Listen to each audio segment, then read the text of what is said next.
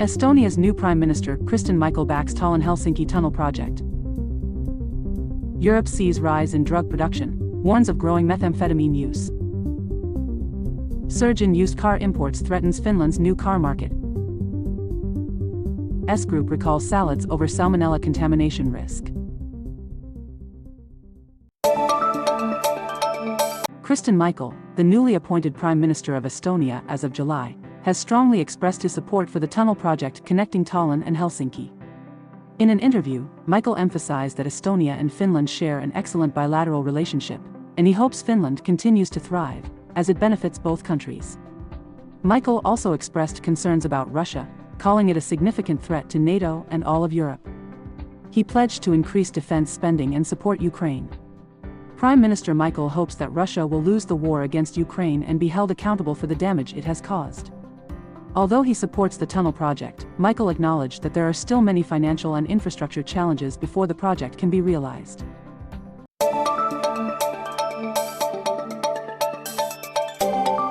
According to the European Drug Agency, drug production and processing are on the rise in Europe, with more and more drug kitchens emerging. Expert Rita Jorge noted that while Europe has not yet faced an opioid crisis as severe as that in the United States, the use and production of synthetic drugs like methamphetamine are increasing.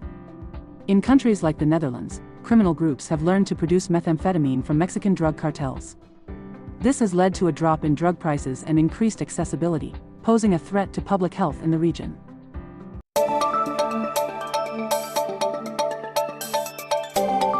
The import of used cars into Finland is rising sharply, threatening the new car market.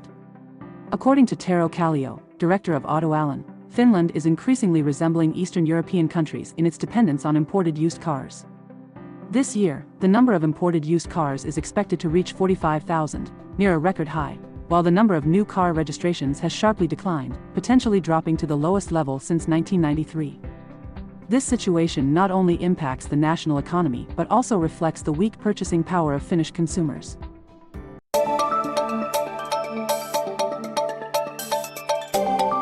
S-Group has announced the recall of 3 types of salad due to the risk of Salmonella contamination. The recalled products include Rainbow Salad Spinach Mix 180 gram and Rainbow Red Green Salad Mix 180 gram. The reason for the recall is that a batch of salad containing chlorophyll was found to have Salmonella bacteria.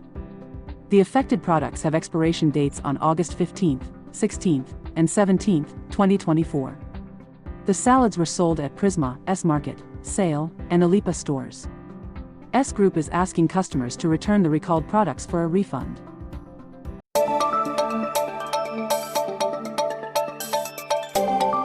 In Finland, thousands of driving tests have been cancelled due to improperly installed auxiliary brake pedals. The auxiliary brake, a necessary device for driving instruction, must be securely attached to the vehicle's floor. If the brake pedal is not installed correctly, the driving test can be cancelled during inspection, before the vehicle even starts moving. Last July, more than 600 tests were cancelled due to substandard auxiliary brake pedals.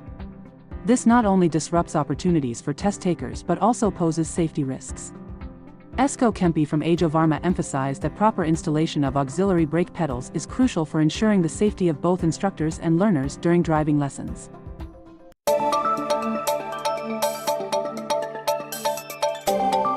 The use of oats in food is increasing, leading Lappi to conduct trials of new oat varieties. This project aims to identify the oat varieties best suited to northern conditions. In Tervola, more than 30 different oat varieties and 400 test plots are being cultivated. Through these trials, researchers and farmers can gather valuable information about how these varieties grow in the long daylight and harsh environment of the north. The long-term plan is to identify traits that help create new oat varieties better suited to the region, aiming to attract more farmers in Lappi to cultivate oats. Currently, only 37 farmers grow oats on 300 hectares in Lappi, down from 2015. This project is also being carried out in northern Norway, northern Sweden, Iceland, and Ireland, with financial support from the EU.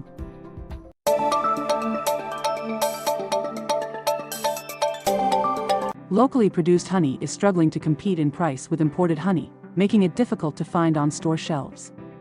Arto Olivanisluoma, president of the Southern Pojanma Beekeepers Association, believes that local honey is not widely known.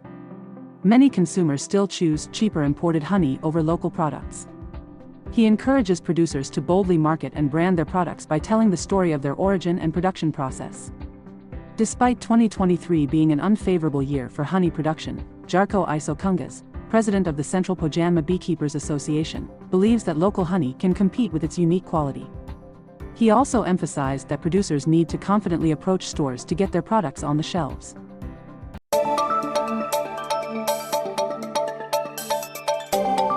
In Finland, more and more people are isolating themselves at home, and not everyone wants to be found. Ville Manninen, coordinator of the Lost in the Net project, estimates that every apartment building in Tampere has at least one person living in isolation. These individuals often avoid social situations and may completely disappear from the outside world, similar to the Hikikomori phenomenon in Japan. This 3-year project aims to reach and support socially isolated individuals, exploring the types of support they need, and working with online communities such as Jodel and Reddit. In this process, Manninen emphasized that outreach must be respectful and non-intrusive.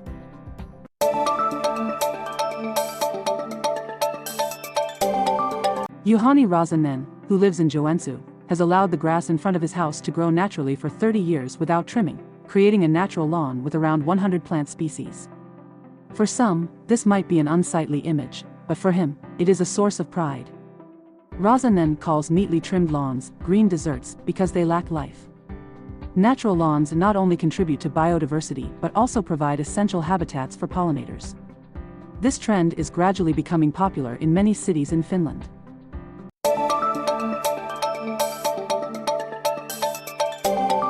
Riina Simonen, a 47-year-old woman with a master's degree in social sciences, has struggled to find employment despite her high level of education. After leaving her job in 2015 due to a personal crisis, she has been unable to secure stable employment and is now a long-term unemployed person. The unemployment rate for highly educated individuals like Simonen is rising rapidly, with unemployment increasing by more than 15% in just 1 year. Despite applying for numerous positions, she has not received any interviews, leaving her feeling desperate. She also feels abandoned by the system as she does not qualify for financial support, making life extremely difficult.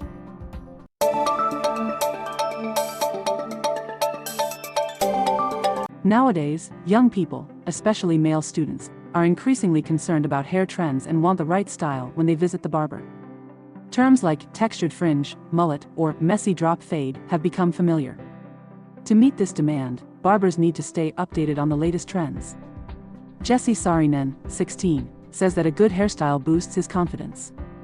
According to Jesse, knowing the terminology of hairstyles helps him easily communicate with the barber to get the desired look. Getting a haircut is no longer just a necessity but also a way for young people to express their personality and unique style.